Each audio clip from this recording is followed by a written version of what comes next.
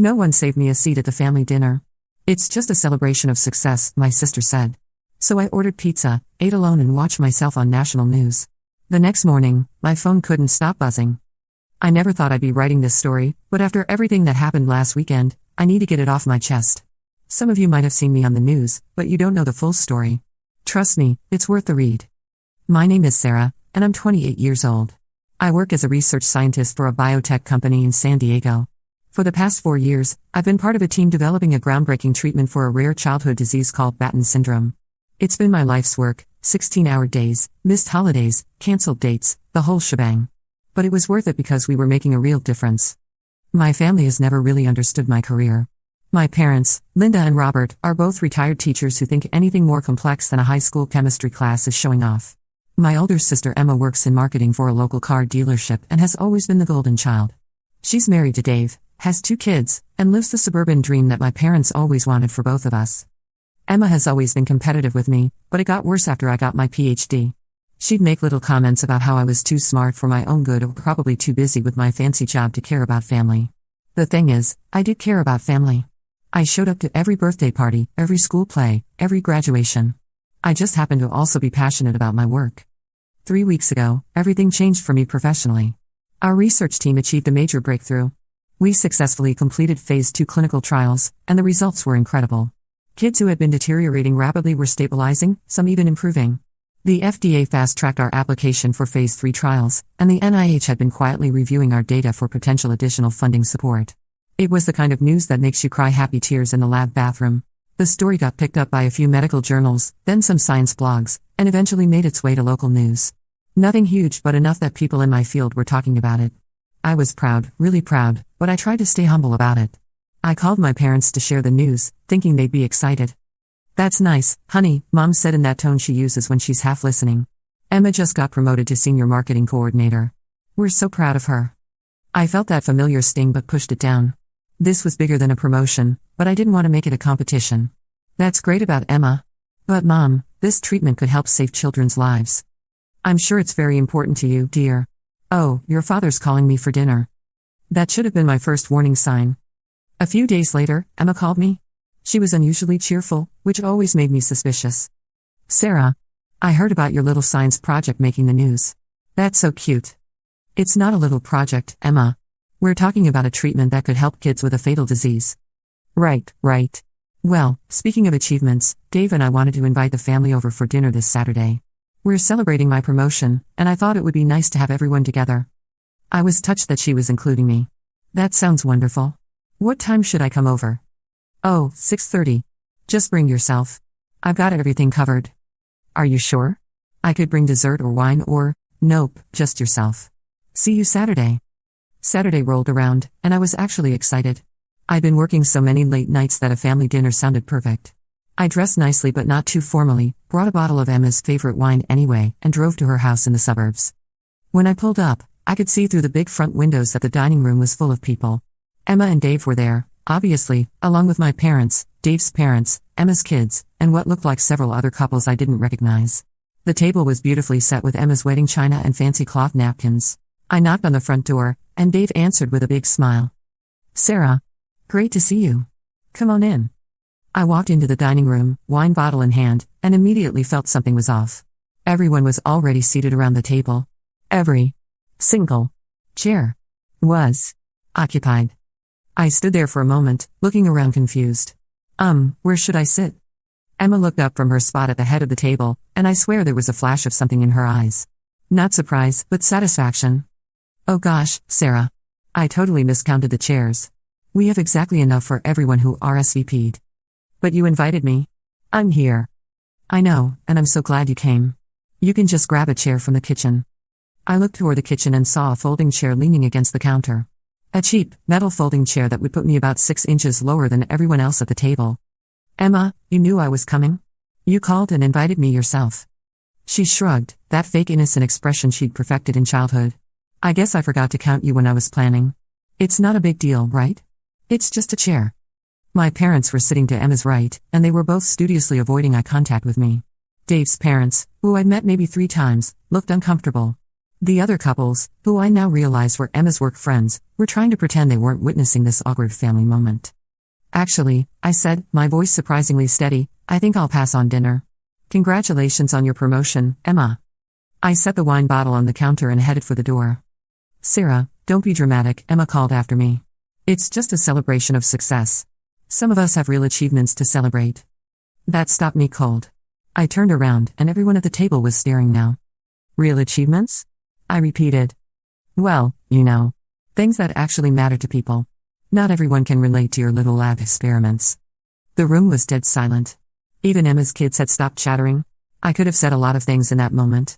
I could have listed my degrees, my publications, the fact that the little lab experiments might save children's lives. I could have pointed out that I'd never once made her feel small about her work, even when she was struggling to sell cars during the recession. I could have asked my parents why they were sitting there saying nothing while their daughter humiliated their other daughter. Instead, I just said, enjoy your dinner. I drove home in a weird state of shock. It wasn't just that Emma had been cruel, though she had been. It was that my parents had sat there and watched it happen. They had watched their daughter deliberately exclude their other daughter, and they had said nothing. When I got to my apartment, I was too wound up to be hungry, but I ordered a pizza anyway. Comfort food seemed appropriate. While I waited for delivery, I poured myself a glass of wine and tried to process what had just happened. That's when my phone rang. It was my friend and colleague, Dr. Marcus Chen, who had been the lead researcher on our project. Sarah, are you watching Channel 7 News? No, why? Turn it on. Now. I grabbed the remote and flipped to Channel 7. The weekend anchor was mid-sentence. Local research team's groundbreaking work on Batten syndrome treatment has caught the attention of the National Institutes of Health. And then my face filled the screen. It was footage from a press conference our company had held the week before. I was standing at a podium, explaining our research results to a room full of reporters and medical professionals. The implications of this breakthrough cannot be overstated, my voice was saying from the TV. For families dealing with Batten syndrome, this represents hope where there previously was none. The anchor came back on screen. Dr. Sarah Mitchell, a San Diego native, has been leading the research team that developed this promising treatment. In a press release issued Friday afternoon, the NIH announced that they're providing substantial additional funding to accelerate the final phase of clinical trials. I nearly dropped my wine glass. NIH funding? This was huge. This was bigger than huge. My phone was ringing again. Marcus. Did you know about the NIH announcement? He asked. No. When did this happen? Apparently, they've been reviewing our Phase 2 data for weeks. The announcement went out in a press release Friday afternoon, but the news stations just picked it up tonight. Sarah, this is incredible. Do you know what this means? I did know what it meant. NIH funding would accelerate our timeline by at least 18 months. It meant national attention for our research. It meant that kids with Batten syndrome would have access to treatment sooner than we'd ever dreamed possible. I can't believe this is happening, I said. Believe it. Oh, and Sarah? I just got off the phone with a CNN producer. They want to interview you Monday morning. Something about young scientists making breakthrough discoveries. After I hung up with Marcus, I sat on my couch with my pizza and watched myself on the news 2 more times. The story was spreading. Channel 7 was rerunning the segment, and I could see notifications popping up on my phone from Twitter and LinkedIn. I thought about Emma's words, real achievements and things that actually matter to people. The irony was so perfect it almost hurt. As I scrolled through my phone, I started seeing the story picked up by other local stations. Channel 3 had done their own segment, interviewing Dr. Patricia Williams, a pediatric neurologist at Children's Hospital who specialized in Batten syndrome. She was practically glowing as she talked about our research. What Dr. Mitchell and her team have accomplished represents a paradigm shift in how we approach rare pediatric diseases, she said to the camera. For families dealing with Batten syndrome, this isn't just medical news, it's a miracle. A miracle. I set down my pizza slice and really let that sink in. While I was sitting in Emma's kitchen looking at a folding chair, families across the country were learning that their children might have a chance at life. My laptop was still open on the coffee table, so I decided to check my work email. Big mistake. My inbox was flooded. Colleagues from around the world, researchers I'd only read about in journals, patient advocacy groups, and, this made my breath catch, families. The first email was from a mother in Portland named Jennifer. Dr. Mitchell, I don't know if you'll read this, but I had to try. My son David was diagnosed with Batten syndrome when he was 6. He's 9 now, and we've been told to prepare for the worst. But I just saw you on the news, and for the first time in 3 years, I'm allowing myself to hope. Thank you for dedicating your life to saving children like my David. You are a hero. I was crying again. Hero. This woman called me a hero, and 3 hours ago my own sister had made me feel like an inconvenience. The next email was from a grandfather in Texas. My granddaughter Lucy has Batten syndrome. She just turned 7. When your story came on the news tonight, my daughter called me crying, but for the first time, they were happy tears. We've been watching Lucy slip away from us, but maybe now she has a chance. God bless you and your work. Email after email, all variations of the same theme. Families who had been living in the shadow of their children's terminal diagnoses, suddenly seeing light. I read them all, crying into my pizza. There was one from a teenage girl named Ashley who had juvenile Batten syndrome. Dr. Mitchell, I'm 16 and I have juvenile Batten syndrome. Most people with my type don't live past their early 20s. I was trying to decide if I should even bother applying to colleges, but after seeing your interview, I'm filling out my applications tonight. Thank you for giving me a reason to plan for a future. That one broke me completely. I sat there sobbing on my couch, pizza forgotten, overwhelmed by the weight of what we'd accomplished and what it meant to real people. Around 10 p.m., my phone buzzed with a text from my college roommate, Jessica, who lived in Chicago. Sarah. Just saw you on the news. You're famous. So proud of you. Then another from my graduate school advisor, Dr. Reynolds. Sarah, just watched your interview. Extraordinary work. You should be very proud. My high school chemistry teacher, Mr. Patterson, had somehow found my number. Sarah Mitchell, I always knew you'd change the world. Congratulations on this incredible breakthrough. The messages kept coming. Friends, former classmates, professors, even my landlord who had apparently seen the story and connected it to his tenant. My phone was buzzing constantly. But still nothing from my family. I tried to tell myself they probably hadn't seen it yet. It was Saturday night, maybe they were busy. Maybe they didn't watch the news. Maybe they'd see it tomorrow and call then. But deep down, I knew they'd seen it. In today's world, someone would have tagged them on Facebook or sent them the link. They'd seen it, and they were staying quiet.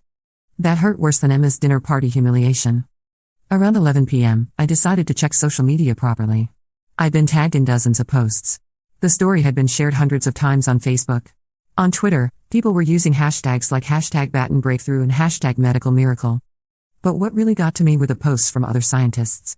Researchers I'd admired for years were sharing the story and commenting on the significance of our work. Dr. Amanda Rodriguez from Stanford called it groundbreaking research that will save countless lives. Dr. Stephen Chen from Johns Hopkins wrote, "This is why we do science, to give hope where there was none." The validation from my peers was overwhelming. These were people who understood the long hours, the failed experiments, the grants that didn't come through, the pressure to publish or perish. They knew what it took to achieve something like this, and they were celebrating with me. I scrolled through the comments on the news station's Facebook post. Most were positive, but there were a few that made me pause. Typical media hype. Probably won't amount to anything. How much is this miracle cure going to cost regular families? Another overpaid scientist getting attention for doing their job. Those stung, but they were vastly outnumbered by comments like, "My nephew has Batten syndrome. This gives our family so much hope. Thank you, Dr. Mitchell, for your dedication to helping children. This is what real heroes look like." I closed my laptop and finished my pizza in contemplative silence. The day had been such a whirlwind of emotions, the humiliation at Emma's dinner, the shock of the news coverage, the overwhelming response from families and colleagues. I felt like I was living in someone else's life. My phone rang again. This time it was Dr. Sarah Kim, a researcher at the University of Washington who'd been working on a different approach to treating Batten syndrome. "Sarah, I had to call. What you've accomplished is incredible. Our approaches are complementary. Have you considered the possibility of combination therapy?" We talked for an hour about the potential for combining our research approaches. She was brilliant, and the conversation left me even more excited about the future of our work. After we hung up, I realized something had shifted. Earlier in the evening, I'd been focused on my family's rejection and my own hurt feelings. But talking to Dr. Kim, reading the emails from families, seeing the response from the scientific community, it reminded me why I'd chosen this career in the first place. It wasn't for recognition or awards or even to prove anything to my family. It was for Ashley, who was filling out college applications despite her diagnosis. It was for David and Lucy and all the other children whose families were allowing themselves to hope for the first time in years. That realization didn't make Emma's cruelty hurt less, but it put it in perspective. My worth as a person and as a scientist wasn't determined by whether my family understood or appreciated my work. It was determined by the impact I could have on the world. I didn't call my family that night. I figured they'd reach out when they saw the news. My pizza was excellent, by the way. Sometimes the best meals are the ones you eat alone. Sunday morning came early. I was up at 5 a.m. for the CNN interview, which was being conducted via video call from a local studio. The producer had briefed me on the questions Friday afternoon, but I was still nervous. National television was a big step up from local news. The interview went well. The anchor, Maria Santos, was genuinely interested in the research and asked thoughtful questions about the implications for children with rare diseases. She also asked about my background and what had inspired me to go into research. My parents are both teachers, I found myself saying. They taught me that the most important work is the work that helps other people learn and grow. I just took that lesson into the lab. It felt good to honor them, even after everything that had happened the night before. After the interview, I grabbed coffee and headed home, feeling accomplished but exhausted. The CNN segment was scheduled to air during their Sunday morning programming, which meant it would reach millions of people. That's when my phone started buzzing. It started with text messages from colleagues and friends who had seen the CNN interview. Then calls from former professors, medical journalists, and research institutions. LinkedIn notifications were coming in every few minutes. Twitter mentions. Facebook messages from people I hadn't heard from in years. But nothing from my family. The silence from them was deafening. I kept checking my phone, thinking maybe I'd missed a call or text. But no. Radio silence from the people who should have been the first to congratulate me. Around 9 a.m., my phone rang with what I hoped might be my parents, but it was Dr. Elizabeth Warren, not the senator, but a researcher at Boston Children's Hospital who'd been following our work. "Sarah, I just finished watching your CNN interview. Absolutely brilliant. I wanted to reach out because we have several families here who've been asking about your research." We talked for 20 minutes about the possibility of Boston Children's being one of our Phase 3 trial sites. Having a prestigious hospital like that involved would add significant credibility to our work. "There's something else," Dr. Warren said before we hung up. "I've been asked to put together a panel on rare disease research for the American Medical Association's annual conference. Would you consider being our keynote speaker?" The AMA conference. I dreamed of speaking there someday, but I'd imagined it would be years in the future. Yes, absolutely. Wonderful. The conference is in Chicago in October. We'll cover all your expenses, of course, plus an honorarium. After I hung up, I sat there staring at my phone. 3 months ago, I was just another researcher toiling away in relative obscurity. Now I was being asked to give keynote addresses at major medical conferences. My phone rang again. This time it was a number I didn't recognize with a Washington, D.C. area code. "Dr. Mitchell? This is David Chen from Senator Martinez's office. The senator chairs the Subcommittee on Health Research Funding, and she'd like to invite you to testify before Congress about the importance of rare disease research." I nearly dropped the phone. "Testify before Congress?" "Yes, ma'am. The hearing is scheduled for next month. We believe your work represents exactly the kind of breakthrough that demonstrates why federal research funding is so crucial." Yes, I'd be honored." "Excellent. My colleague will follow up with details about the testimony and travel arrangements." Congress. I was going to testify before Congress. I was starting to wonder if they'd seen any of the coverage when my phone rang with a call from an unknown number. "Dr. Mitchell? This is Janet Rodriguez from the Today Show. We'd love to have you on tomorrow morning to discuss your research." The Today Show. I sat down hard on my couch. Yes, I think that would be possible." "Wonderful. We'll have a producer reach out with details." 3 more interview requests came in over the next hour. Good Morning America. A science podcast with over 1 million subscribers. A documentary filmmaker who wanted to feature our research in a film about medical breakthroughs. But what really overwhelmed me were the personal messages that kept coming in. My email inbox was flooded with messages from families, other researchers, medical professionals, and even some celebrities who had family members with rare diseases. One email particularly moved me. It was from a nurse named Patricia who worked in a pediatric ICU. "Dr. Mitchell, I've been a pediatric nurse for 25 years. I've held too many children as they took their last breaths from diseases we couldn't treat. When I saw your interview this morning, I cried tears of joy thinking about all the children I might get to see go home healthy instead. Thank you for giving me hope in my profession again." Another was from a medical student at Johns Hopkins. "Dr. Mitchell, I'm a third-year medical student, and I've been struggling with whether to go into research or clinical practice. Your work has inspired me to pursue a combined MD/PhD path. You've shown me that research isn't just about publications, it's about changing lives." Around noon, I got a call that made me sit up straight. It was Dr. Francis Collins, the former director of the National Institutes of Health. "Dr. Mitchell, I hope you don't mind me calling directly. I wanted to personally congratulate you on this breakthrough. Dr. Collins, this is such an honor. I've followed your work for years. Well, now I'm following yours. I wanted you to know that your research is exactly the kind of work the NIH is committed to supporting. Have you given any thought to our various research funding opportunities? There are several programs that might be perfect for expanding your work." We discussed potential funding pathways for about 20 minutes. Having someone of Dr. Collins' stature take a personal interest in my research was surreal. "Thank you so much for reaching out, Dr. Collins. This means more than you know." My quiet little research project was becoming a media phenomenon. Around noon, my phone rang with a call I'd been expecting. Mom. Sarah, honey, we just saw you on the television. Which time? I asked, and immediately regretted the sarcastic tone. Don't be smart with me. We had no idea this was such a big deal. I tried to tell you it was important when I called last week. There was a pause.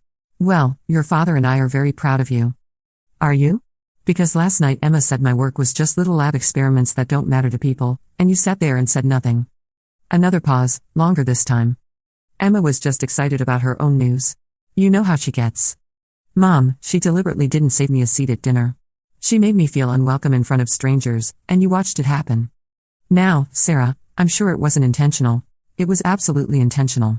And you know it. I could hear my father's voice in the background, but I couldn't make out what he was saying. Your father says we should all just put this behind us. Family is family. Is it?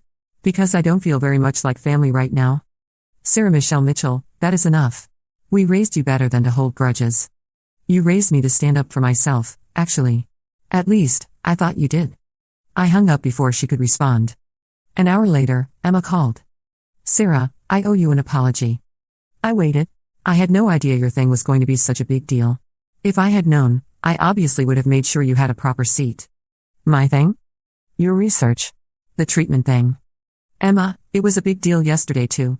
It was a big deal last week when I called Mom and Dad to tell them about it. It was a big deal 3 years ago when I started working on it. Well, I didn't know that. Because you never asked. Because you never listen when I talk about my work. Because you've spent years dismissing everything I do as unimportant. That's not fair. I've always been supportive. You called it little lab experiments last night. In front of your friends. You made me feel like an outsider at a family dinner. I was excited about my promotion. I wanted one night to be about me. It could have been about you, Emma. I would have been happy to celebrate your promotion. But instead, you made it about putting me down. I didn't mean. Yes, you did. You absolutely did mean it. The question is why. She was quiet for a long moment. Look, it's hard sometimes, okay? You're the smart one. You always have been. You got the scholarships, the degrees, the fancy job. And I'm just me. You're my sister. That's not just anything. But it is. And when you called about your research thing and Mom and Dad were so excited, they weren't excited, Emma. They barely listened. Well, they should have been. And I guess I was jealous that you had something so important to be excited about, and all I had was a promotion at a car dealership. It was the most honest thing Emma had said to me in years. Your promotion is important too, I said. I was genuinely happy for you when you told me about it. I know. I know you were. And I'm sorry, Sarah. I really am. I appreciate the apology. But Emma, this isn't the first time. You've been making little digs about my career for years. I know. I'll do better. I hope so. We hung up on a tentative truce. I wasn't sure if Emma really understood how much she'd hurt me, but it was a start. Monday morning came with another wave of media attention. The Today Show interview went live, and within an hour, my phone was ringing off the hook. More interview requests, speaking engagements, and something I hadn't expected, patient advocacy groups reaching out to thank me. A woman named Carol called around 10 a.m. Her 8-year-old daughter had Batten syndrome. Dr. Mitchell, I just wanted to thank you. When we got Lily's diagnosis 2 years ago, the doctors told us to prepare for the worst. But seeing your interview this morning, for the first time in 2 years, I have hope. I was crying by the time she hung up. That's when it really hit me what this meant. This wasn't just about recognition or career advancement. This was about children like Lily, Carol's daughter, who might get to grow up instead of dying before their 10th birthday. Tuesday brought even more media attention. The story had gone viral on social media, with the hashtag Batten breakthrough trending on Twitter. Other researchers were sharing their own rare disease work. Patients and families were sharing their stories. And then, Tuesday afternoon, my phone rang with a call that surprised me. Dr. Mitchell? This is Rebecca Chen from the MacArthur Foundation. I nearly dropped my phone. The MacArthur Foundation. As in, MacArthur Genius Grants. We've been following your work on Batten syndrome treatment for some time now, and we'd like to discuss the possibility of you being considered for future fellowship opportunities. I literally had to sit down on the floor of my lab. Yes, I would be very interested in discussing that. Wonderful. I should mention that our selection process typically takes quite some time and is confidential, but we wanted to reach out to let you know you're on our radar. After I hung up, I sat in my lab for a long time, just processing. 3 days ago, I had been eating pizza alone, watching myself on local news. Now I was potentially being considered for one of the most prestigious recognitions in academia, though I knew the process could take months or even years. I called Marcus to share the news, and he was appropriately excited but realistic about the timeline. Sarah, do you realize what this could mean for the research? Even being considered puts you in an incredibly elite group. But don't get too caught up in it. The MacArthur process is notoriously unpredictable. The possibilities were overwhelming. That evening, I was still at the lab when my phone rang. Mom again. Sarah, we need to talk. About what? About Sunday. About Emma. About everything. I'm listening. Your father and I have been doing a lot of thinking since we saw you on television. And we realized something. I waited. We've been treating you unfairly. For years. I wasn't expecting that. We were so proud of Emma for being normal, for wanting the things we understood, that we didn't know how to be proud of you for being extraordinary. Mom, let me finish. We were intimidated by your intelligence, by your success. We didn't understand your work, so we acted like it wasn't important. But watching you on television, hearing you talk about helping sick children, we realized we've been terrible parents to you. I was crying now, sitting alone in my lab with tears streaming down my face. You haven't been terrible parents. Yes, we have. We let Emma treat you badly because it was easier than dealing with our own feelings of inadequacy. We failed you, Sarah. I love you, Mom. We love you too. So much. And we are so incredibly proud of you. Not just because you're on television, but because you've dedicated your life to helping people. That's who you are, and we should have celebrated that from the beginning. It's not too late. Your father wants to talk to you. Dad's voice came on the line, shaky with emotion. Sarah, I owe you an apology. I've been a fool. Dad, no, let me say this. I taught high school chemistry for 30 years. I spent my career trying to get kids excited about science. And my own daughter becomes a scientist who might save children's lives, and I acted like it didn't matter. It matters to me that you're proud now. I've always been proud. I was just too stupid and stubborn to show it. We talked for another hour. It wasn't a complete fix, years of feeling unsupported don't disappear overnight, but it was a real beginning. Wednesday brought news that the MacArthur Foundation wanted to schedule a formal interview. The Today Show wanted to do a follow-up segment. And most importantly, the NIH announced that our fast-tracked Phase 3 trials would begin in 10 months instead of the originally projected 2.5 years. That afternoon, Emma called. Sarah, can we meet for coffee? I want to talk to you properly. We met at a cafe near my apartment.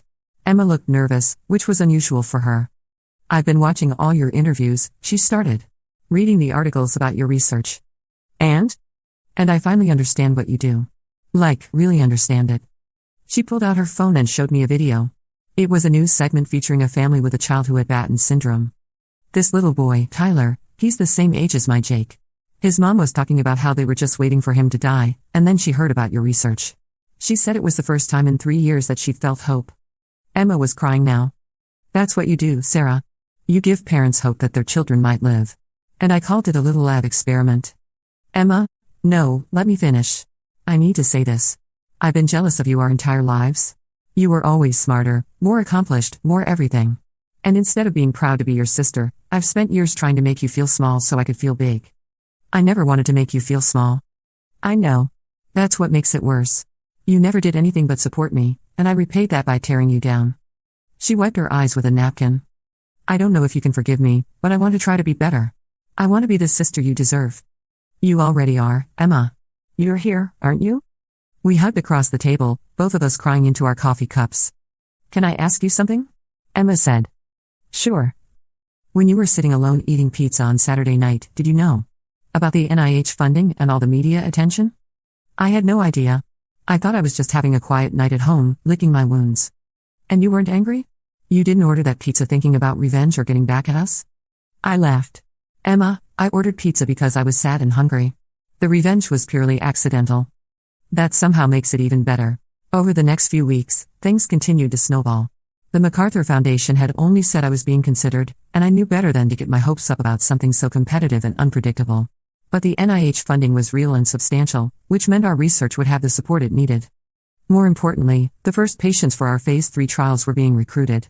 Children like Tyler, like Lily that Carol had told me about, would soon have access to a treatment that might save their lives.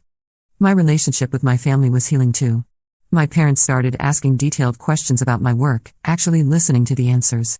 Emma began following my research updates and sharing them on her social media with genuine pride. My sister is saving lives, she posted on Facebook, along with a link to an article about our trials. I couldn't be more proud. A month after the infamous dinner party, Emma called with an invitation. I'm throwing another dinner party, she said. A proper one this time. Oh? It's a celebration of your MacArthur Fellowship. I've invited the whole family, plus some of our friends who wanted to meet you after seeing you on TV. Emma, you don't have to. I want to. And Sarah, I've set aside the best seat in the house for you. Head of the table, right across from me. The dinner party was wonderful. Emma introduced me to everyone as my sister, the genius scientist, and she clearly meant it. My parents spent the evening telling stories about how smart I'd been as a child, remembering things I'd forgotten myself. But the best moment came when Emma's daughter, Sophie, who was 8 years old, came up to me during dessert. Aunt Sarah, Mommy says you help sick kids get better. I try to, sweetheart. I want to be a scientist like you when I grow up. You can be anything you want to be, Sophie. Will you teach me about science? I looked across the table at Emma, who was beaming with pride. I would love to. As I drove home that night, I thought about how dramatically my life had changed in just a few weeks. The recognition, the funding, the media attention, it was all incredible. But what mattered most was that my family finally understood who I was and what I was trying to accomplish. Sometimes the best revenge isn't planned at all. Sometimes it's just living your life so fully and authentically that the people who tried to diminish you can't help but see how wrong they were. I never did finish that pizza from the night of Emma's first dinner party. But I have a feeling it was the most important meal I never ate. Because while I was sitting alone in my apartment, thinking my work didn't matter to anyone, children and families around the world were about to get news that would change their lives forever. And that's worth more than any seat at any table. The phone calls and interview requests have finally slowed down, but the real work is just beginning. Phase 3 trials start in 3 months. If all goes well, we could have an FDA-approved treatment within 2 years. There are still challenges ahead. Research is unpredictable, and there are no guarantees in medicine. But for the first time in years, I feel like my family is truly behind me, understanding not just what I do, but why it matters. Emma sent me a text yesterday, saw another article about the trials starting soon. So proud to be your sister. I replied, so proud to be yours too. And I meant it. Because at the end of the day, we're family. Even when we fail each other, even when we hurt each other, we're still family. The difference now is that we're choosing to do better. That's the real victory, I think. Not the media attention or the awards or even the breakthrough research. The victory is in choosing to see each other clearly, to support each other genuinely, and to celebrate each other's successes without reservation. It took a national news story for my family to see me, really see me. But now that they do, I don't think they'll look away again. And the next time someone asks me about my little lab experiments, I'll just smile and tell them about Tyler and Emma, and all the other children who might get to grow up because of the work we do in those labs. That's what real achievement looks like. Not a seat at the table, but the knowledge that you've used your gifts to make the world a little bit better. The pizza was excellent, by the way. I highly recommend eating alone sometimes. You never know what might happen while you're discovering how much you enjoy your own company.